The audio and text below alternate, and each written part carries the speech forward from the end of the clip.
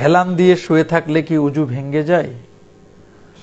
দেখুন, অনেকেই আমরা কিন্তু মসজিদে হেলান দিয়ে শুয়ে থাকি।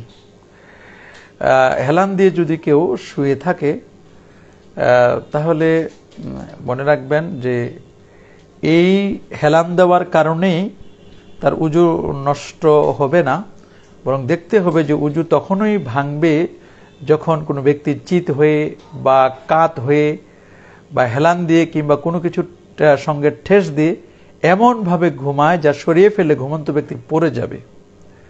আপনি যেখানে ঠেস দিয়েছেন অথবা আপনি হেলান দিয়েছেন ওই জিনিসটি যদি সরিয়ে ফেলা হয় তাহলে আপনার উজুটা ভেঙে যাবে। কারণ এ ব্যাপারে আব্দুল্লাহ ইবনে আব্বাস রাদিয়াল্লাহু তাআলা আনহুমা থেকে একটি হাদিস, লাইসা আলা মান নামা সাজিদান উদুন হাত্তা ইয়াত্তাজিআ কারণ ইজা ইত্তাজা ইস্তারাখাত মাফাসিলুহু, সেজদা অবস্থায় ঘুমালে উজু ভঙ্গ হয় না, তবে চিত হয়ে শুয়ে পড়লে ভেঙে যাবে। কেননা চিত বা কাত হয়ে শুয়ে পড়লে তার শরীরগুলো ইস্তারাখাত ঢিলা হয়ে যায়, ফলে বাতকর্ম হয়ে যাবার সম্ভাবনা রয়েছে। তার পিছন রাস্তা দিয়ে বাতাস বের হওয়ার সম্ভাবনা খুব বেশি, যেটি মুসনাদে আহমদের 2315 নম্বর হাদিস এবং সুনান আবি দাউদের 202 নম্বর হাদিসের মধ্যে বর্ণনাটি আসছে।